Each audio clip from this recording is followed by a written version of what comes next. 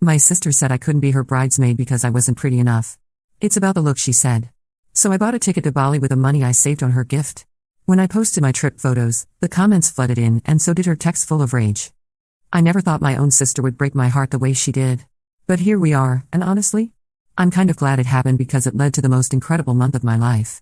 Let me tell you how Emma, my supposedly loving older sister, taught me the most valuable lesson about self-worth I've ever learned.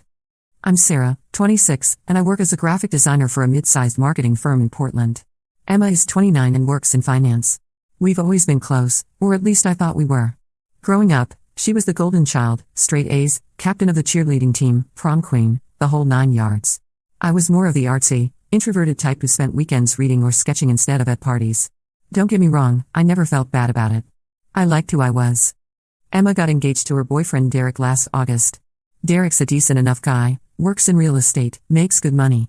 The moment she showed me her ring, she started gushing about her dream wedding planned for the following June. I immediately offered to help with anything she needed, and she seemed thrilled. We spent hours looking at venues, tasting cakes, and browsing Pinterest boards. I even offered to design her wedding invitations for free, which she loved. Of course you'll be my maid of honor, she said one evening while we were wedding dress shopping. I can't imagine anyone else standing beside me on the most important day of my life. I was over the moon. I started planning her bachelorette party, researching bridesmaid dresses, and even put together a whole spreadsheet of wedding planning tasks.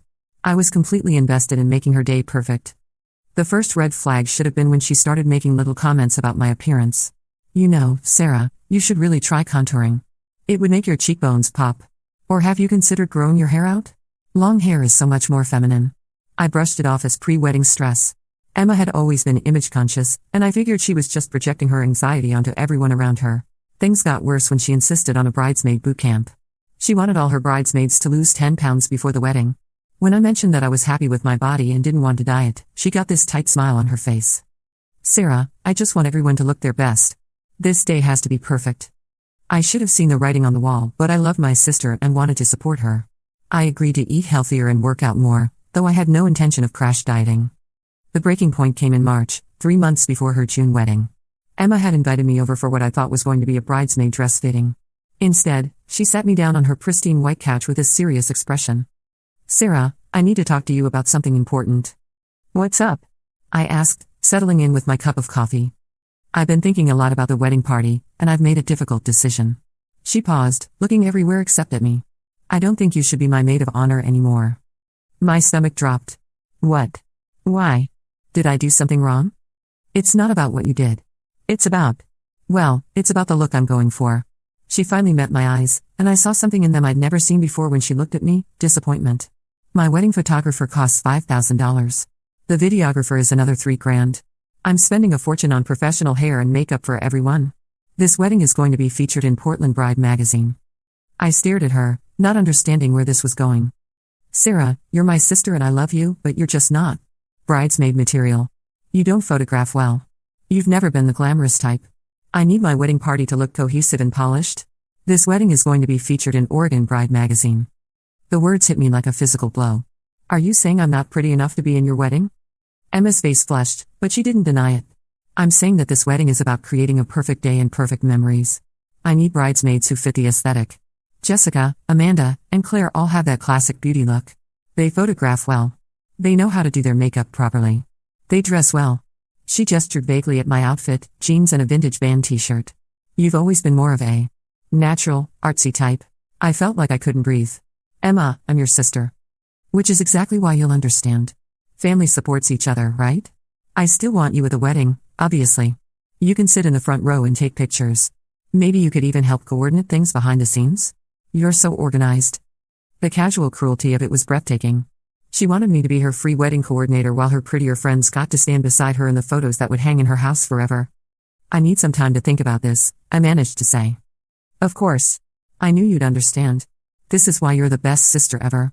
She actually hugged me as I left, like she'd just done me a favor. I drove home in a complete daze. When I got to my apartment, I looked at myself in the bathroom mirror for a long time. I saw the same face I'd always seen, brown eyes, freckles across my nose, shoulder-length auburn hair, a smile that people had always called warm. I wasn't a model, but I'd never thought I was ugly. I'd had boyfriends, including my current relationship with Jake, who told me I was beautiful every single day. But apparently, I wasn't pretty enough for my own sister's wedding. That night, I called our mom. She said what? Mom's voice pitched higher with each word I repeated. She wants me to coordinate instead of being a bridesmaid because I don't fit her aesthetic. There was a long pause. Sarah, honey, I'm so sorry. I don't even know what to say. That's not the daughter I raised. I don't know what to do, Mom. You don't do anything. You hold your head high and you remember that your worth isn't determined by your sister's opinion. And if I'm being honest, I think Emma has gotten so caught up in this wedding that she's lost sight of what actually matters. After we hung up, I sat in my living room and cried. Not just for the hurt, but for the loss of the relationship I thought I had with Emma. The sister I'd admired and looked up to my whole life had just told me I wasn't good enough to stand beside her on the most important day of her life. But as the tears dried, something else started building in my chest. Anger. Not just at Emma, but at myself for considering, even for a second, that she might be right. I thought about all the money I'd already spent on her wedding. The engagement party I'd thrown for her and Derek, $350. The bridal shower I'd co-hosted, $280. The bachelorette party in Vegas I'd organized and partially funded, $750. Not to mention the bridesmaid dress I'd already ordered, $180. The wedding gift I'd been planning to buy from their registry, the $450 KitchenAid mixer she'd been gushing about for months. I added it all up. $2,010. Over $2,000 I'd spent celebrating a woman who thought I wasn't pretty enough to stand next to her in photos. That's when I had my moment of clarity. I went to my laptop and canceled the wedding gift order. Full refund. Then I went to Emma's registry and looked at all the expensive items she'd picked out. The luxury bedding, the fancy dinnerware, the high-end appliances. I closed the laptop without buying anything. Instead, I opened a new browser tab and started looking at flights to Southeast Asia. I'd always wanted to travel solo but never had the money or courage. Well, now I had the money, and Emma had definitely given me the courage. Bali looked incredible. White sand beaches, ancient temples, lush rice terraces, yoga retreats, incredible food. I could get a round-trip ticket and stay for 3 weeks for about $2,200, perfectly using up all the money I've been planning to spend on Emma's wedding celebrations. I booked the trip that night. The next morning, I called Emma to tell her about my decision to decline being her wedding coordinator. "What do you mean you can't help coordinate?" she asked. "I mean I won't be available. I'll be in Bali for 3 weeks starting the Monday before your wedding." There was silence. "Bali? You're going to miss my wedding for a vacation?" "Emma, you made it very clear that my presence isn't important to you. You don't want me in your wedding party, so I decided to treat myself to something that will actually make me happy. But you're my sister. Of course your presence is important. Important enough to stand beside you?" Another silence. "I thought so," I said. "Have a beautiful wedding, Emma. I'm sure your aesthetic will be perfect." I hung up before she could respond. The next few weeks were a whirlwind of preparation. I got my visa, bought travel gear, researched activities, and booked accommodations. I also requested 3 weeks of vacation time from my job. Thankfully I'd been saving up my days for something special, though I never imagined it would be this. I started working out more and eating better, not for Emma's aesthetic, but because I wanted to feel strong and confident for my solo adventure. Jake was incredibly supportive. "I'm proud of you for choosing yourself," he said. What Emma said was inexcusable. "You deserve so much better." My parents were torn. They understood my decision but worried about the family drama it would cause. I told them I understood their position, but I wasn't going to pretend to be okay with Emma's treatment just to keep the peace. Word about my Bali trip started spreading through our extended family and friend circles. My cousin Maria called me, outraged on my behalf. "Emma did what? Are you kidding me? Sarah, you're gorgeous.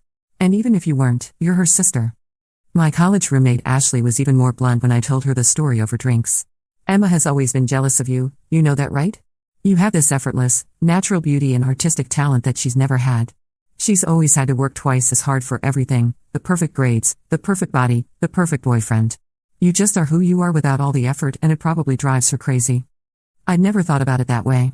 Growing up, I'd always seen Emma as the successful one, the one who had everything together. But Ashley made me think about how much pressure Emma put on herself to be perfect in every area of her life. "That doesn't excuse what she said," Ashley continued. "But it explains it. She's probably been resenting you for years and the wedding stress just gave her an excuse to finally say what she's been thinking." That conversation made me realize that Emma's cruelty might have been building for a long time. I started thinking back to subtle comments she'd made over the years. The way she'd helpfully suggest I try different makeup techniques or clothing styles. How she'd always introduce me as her artsy little sister with a tone that made it sound like a limitation rather than a strength. The more I thought about it, the angrier I became. Not just at Emma, but at myself for not recognizing the pattern sooner. I'd been so focused on supporting her and maintaining our relationship that I'd ignored all the little ways she'd been undermining my confidence for years. Meanwhile, Emma was clearly not handling my absence well. She kept trying to get information about my trip through our parents and mutual friends. Mom told me that Emma had called several times asking when exactly I was leaving and whether I was really going through with this. She seems genuinely panicked that you won't be there, Mom said during one of our phone conversations. I think she expected you to cave and agree to coordinate after all. Well, she was wrong, I replied.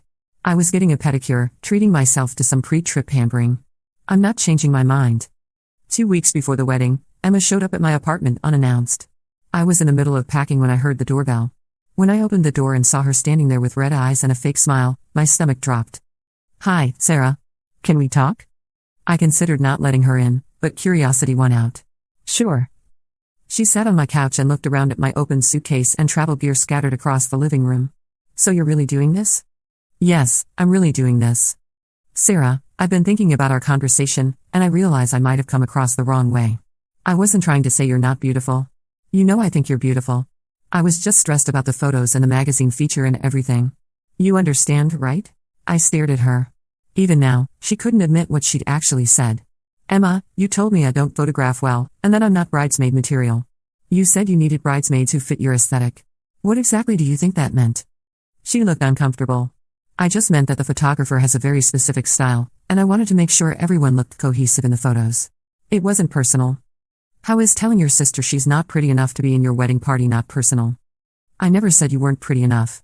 You said I don't photograph well, I'm not glamorous, and I don't fit your aesthetic. What's the difference? Emma's facade started cracking. The difference is that this is my wedding. My one day to have everything exactly how I want it. I'm spending a fortune on this, and I deserve to have my vision come true. And your vision doesn't include your sister. That's not what I said. It's exactly what you said. You offered to let me coordinate behind the scenes instead. You wanted me to be your free wedding planner while your prettier friends got to be in the photos. Emma's face flushed. Fine. Yes. I wanted my bridesmaids to look a certain way. Is that such a crime? It's my wedding. There it was. The truth finally came out when she was angry enough to stop pretending. Thank you for being honest, I said calmly. Now please leave. Sarah, wait. I didn't mean it like that. I'm just stressed and, Emma, you meant exactly what you said. You think your friends are prettier than me, and you didn't want me in your photos because of it. I understand completely. That's why I'm going to Bali instead of your wedding. She started crying then.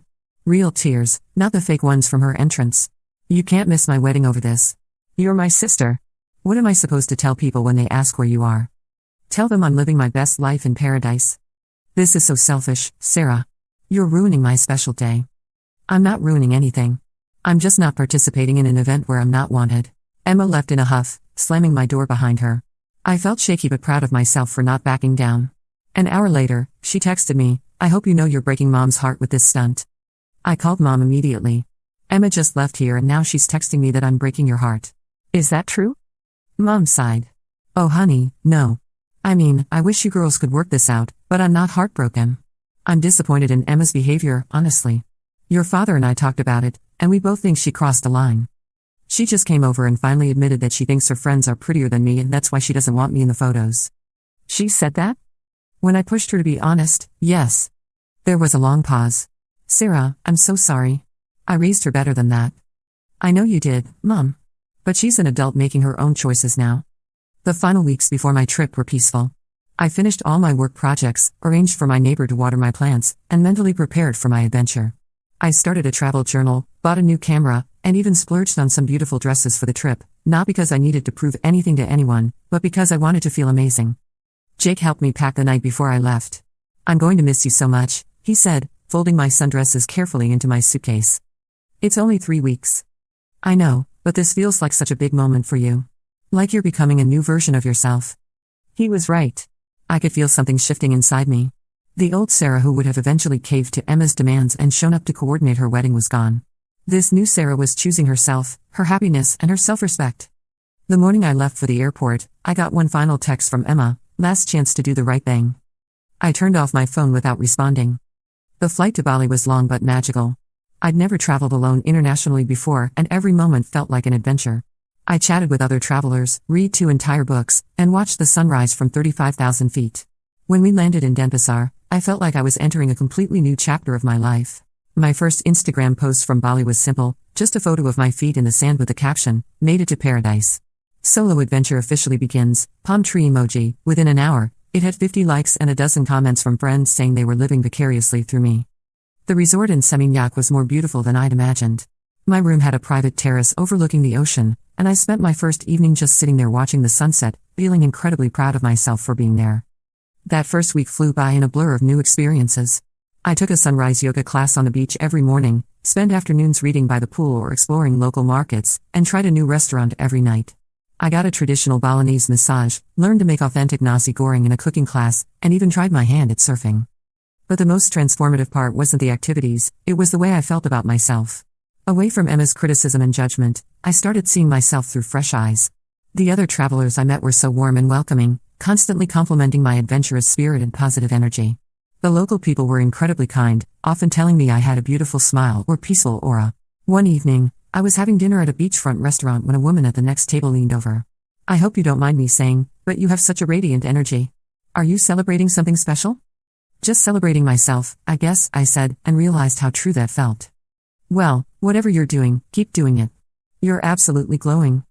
I started posting more frequently, sharing photos of temples I visited, food I tried, and adventures I went on. Each post got more engagement than the last, with friends and acquaintances commenting about how happy and beautiful I looked. When I moved to Ubud for my second week, I felt like a completely different person than the one who had boarded the plane in Portland. I was tan, relaxed, confident, and genuinely happy in a way I hadn't been in months. I signed up for a photography workshop and learned techniques that made my travel photos even more stunning. It was in Ubud that I met Christina, a travel blogger from Australia who became a fast friend. She looked at my Instagram account one evening over dinner and shook her head in amazement. "Your engagement is incredible," she said. "And your photos are gorgeous. Have you considered starting a travel blog?" "I'm a graphic designer, not a writer." "You're clearly a natural at this. Look at these captions, they're inspiring without being cheesy. And your photo composition is really good." That conversation planted a seed that would grow into something bigger after I returned home. The third week in the Gili Islands was pure magic. The water was the clearest I'd ever seen, the beaches were pristine, and I felt completely at peace with my decision to be there instead of at Emma's wedding. I'd made friends from different countries, had incredible adventures, and most importantly, had fallen back in love with myself. It was on Gili Trawangan that I took the photo that would change everything, the sunset beach shot in the white dress that I posted on Emma's wedding day. I almost didn't share it because it felt almost too beautiful, too perfect. But something told me to post it with that caption about choosing yourself, and I'm so glad I did. The response was immediate and overwhelming. People weren't just liking the photo, they were sharing it, commenting with paragraphs about how inspiring it was, and messaging me privately to tell me their own stories of choosing themselves over toxic family members or friends. The week before Emma's wedding, I posted a photo on Instagram of my boarding pass with a caption, "Solo adventure begins now." 3 weeks in paradise, palm tree emoji, airplane emoji, I tagged Bali and added hashtags about solo travel and self-love. The responses were overwhelmingly positive. Friends commenting about how brave I was, how jealous they were, how they wanted to plan their own solo trips. It felt good to see so much support. Bali exceeded every expectation. I stayed in a beautiful resort in Seminyak for the first week, then moved to Ubud for a more cultural experience, and finished my trip in the Gili Islands for some serious beach time. I did yoga at sunrise, got massages on the beach, took a cooking class, visited ancient temples, hiked through rice paddies, went snorkeling, learned to surf, and ate the most incredible food. I met amazing people from all over the world and had conversations that lasted until dawn. But more than the activities, it was the feeling of complete freedom and self-acceptance that made the trip magical. I felt beautiful in a way I hadn't in months. Not because of how I looked, but because of how I felt. Strong, independent, adventurous, capable. I posted photos regularly throughout my trip. Sunset shots from my yoga sessions. Pictures of colorful temple offerings. Me laughing with new friends over dinner. Surfing shots that Jake helped me caption with humor. Photos of the incredible food. Scenic shots of rice terraces and beaches that looked like postcards. The response grew steadily. Each post got more likes and comments than I'd ever received before. By the end of my first week, my posts were getting 100 to 200 likes each, with friends and acquaintances commenting about how amazing I looked and how jealous they were of my adventure. People started sharing my posts in their stories and tagging friends who they thought would be inspired by solo travel. On what would have been Emma's wedding day, Saturday, June 15th, I posted a photo of myself at sunset on a pristine beach in Gili Trawangan. I was wearing a flowing white dress I'd bought at a local market, my skin was golden from 3 weeks of sun, my hair was in natural beach waves, and I was genuinely smiling. I looked relaxed and radiant in a way I'd never seen in photos of myself before. The caption read, "Sometimes the best decision is choosing yourself." 3 weeks of solo travel in paradise has reminded me that beauty comes from feeling confident, adventurous, and free. Grateful for this incredible journey and all the amazing people I've met along the way. Hashtag Bali vibes, hashtag solo travel, hashtag choosing myself, hashtag wanderlust, hashtag beautiful life. Within 2 hours, that post had more likes and comments than anything I'd ever shared. Friends, co-workers, acquaintances, and even people I barely knew were commenting. You look absolutely radiant. This is the most beautiful I've ever seen you look. Goals. You're glowing. What an inspiration. The engagement kept growing throughout the day as people shared it and tagged others. That's when the texts from Emma started. I had unblocked her number the day before, curious to see if she would reach out on her wedding day. The first one came at 11 p.m. Bali time, 8 a.m. Portland time, right after her wedding ceremony would have ended. Really? You're posting beach photos on my wedding day? Then, do you have any idea how selfish you're being? Followed by, Mama and Dad are so disappointed in you. And then, everyone keeps asking where you are, and I have to explain that my sister chose a vacation over my wedding. I didn't respond to any of them. I was having dinner with a group of travelers I'd met, and we were laughing about our worst travel stories. I wasn't going to let Emma's negativity penetrate my bubble of happiness. But she wasn't done. The next morning, I woke up to a series of increasingly angry messages. Your little social media stunt is embarrassing our whole family. Jessica showed me your Instagram. You're really going to pretend like you're some kind of travel influencer now? You look desperate for attention. Everyone can see what you're doing. You're trying to make me look bad on my wedding day. This is so immature, Sarah. You're 26 years old. And then, the message that made me actually laugh out loud. You know what? I'm glad you weren't in my wedding. You clearly don't know how to be supportive or put family first. Derek said his sister would never pull something like this. I screenshot that last message and showed it to my new Australian friend Katie over breakfast. Your sister sounds like a piece of work, she said. You dodged a bullet not being in that wedding. The messages continued throughout the day. Emma was clearly obsessing over my social media presence instead of enjoying her honeymoon. Each text was angrier than the last, accusing me of everything from jealousy to attention-seeking to deliberately trying to ruin her special day. I finally responded with a single message, Emma, I'm sorry you're not enjoying your honeymoon. I hope when you get back, you can reflect on how we got to this point. I love you, but I won't accept being treated as less than. Enjoy married life. Then I blocked her number again and went snorkeling. The Instagram post from Emma's wedding day continued to gain traction throughout my remaining week in Bali.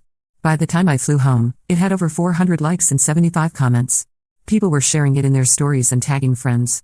A few travel bloggers even reached out asking about my itinerary. But the best part wasn't the social media attention. It was how I felt about myself. 3 weeks of solo travel had reminded me who I was outside of my family's opinions. I was capable, adventurous, intelligent, and yes, beautiful. Not because I fit some narrow standard of conventional attractiveness, but because I was living authentically and fearlessly.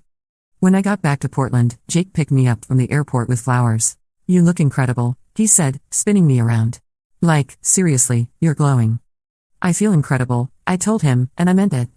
My parents came over for dinner the next night. Mom hugged me tight and said, I'm proud of you for standing up for yourself. Emma called during the honeymoon, and honestly, she sounded unhinged.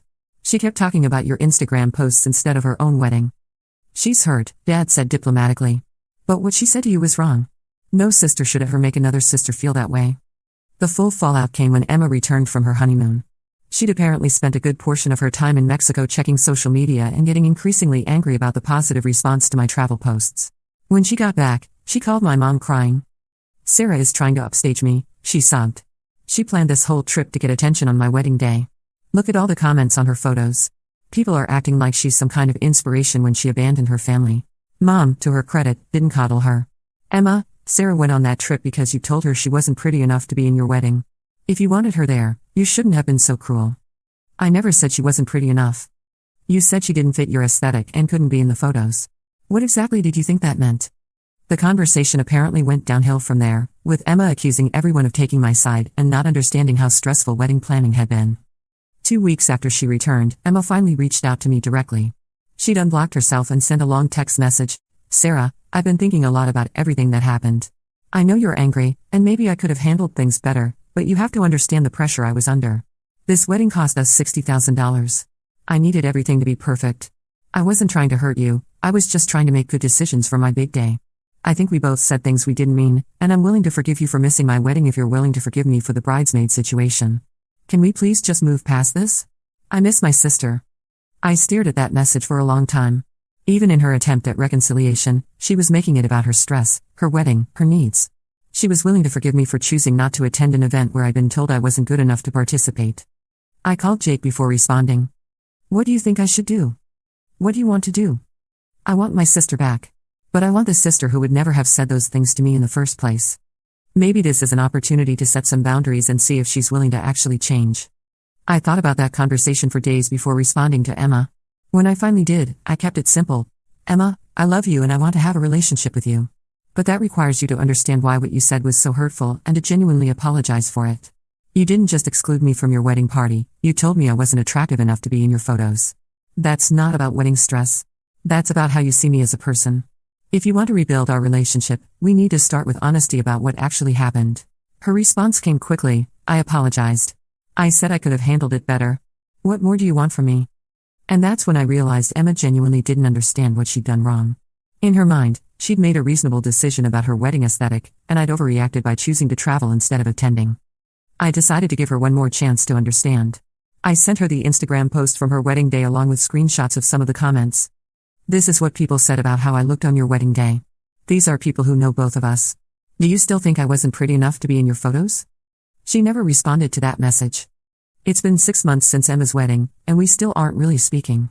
We exchange pleasantries at family gatherings, but the closeness we once had is gone. It makes me sad, but I'm not willing to pretend her behavior was acceptable just to maintain a relationship. The unexpected silver lining is how much that trip changed my perspective on everything. I continued traveling solo, taking weekend trips around the Pacific Northwest and planning another international adventure for next year. I started a travel Instagram account that now has over 1,200 followers, a modest but engaged community of people interested in solo travel and self-empowerment. I even picked up some freelance work designing travel guides and social media content for local tourism companies. More importantly, I learned to trust my own judgment about my worth. Emma's opinion of my appearance says nothing about me and everything about her insecurities and priorities. The hundreds of people who commented on my travel photos, telling me I looked beautiful and inspiring, aren't wrong. The way Jake looks at me every day isn't fake. The confidence I feel in my own skin isn't an illusion. A few weeks ago, I ran into Jessica, one of Emma's bridesmaids, at a coffee shop. She looked genuinely uncomfortable when she saw me. Sarah. Hi. How are you? I'm great, Jessica. How are you? Good. I just wanted to say. I felt really bad about what happened with the wedding. Emma was so stressed, and I think she made some decisions she probably regrets now. I appreciated that she was trying to be diplomatic. I hope she's happy, I said, and I meant it. She is, but I don't know. Things haven't been the same in our friend group since then. A few of us felt really uncomfortable with how she handled everything with you. Interesting. Emma's quest for the perfect aesthetic apparently had consequences beyond just losing her relationship with me. Well, I hope things work out for everyone, I said. And I hope Emma learns something from it all. Jessica nodded. Your travel photos looked amazing, by the way. You seemed so happy. I was? I am. And that's the truth. Emma wanted a perfect wedding with perfect photos and perfect memories. She got that, as far as I know. The professional photos from her wedding were beautiful, she looked stunning, Derek looked happy, and her chosen bridesmaids all fit her aesthetic perfectly. But I got something better. I got self-respect, adventure, confidence, and the knowledge that I don't need anyone's permission to be beautiful or worthy of love and celebration. Sometimes I wonder if Emma ever looks at those perfect wedding photos and thinks about the sister who isn't in any of them. I wonder if she regrets choosing aesthetics over family, perfection over love. But mostly, I don't think about Emma's wedding at all anymore. I'm too busy planning my next adventure and living a life that makes me feel beautiful inside and out. The best revenge, it turns out, isn't plotting against someone who hurt you. It's living so well that their opinion becomes irrelevant. Emma thought I wasn't pretty enough for her perfect day, but Bali taught me that I'm beautiful enough for my own perfect life. And that's a lesson worth more than any bridesmaid dress,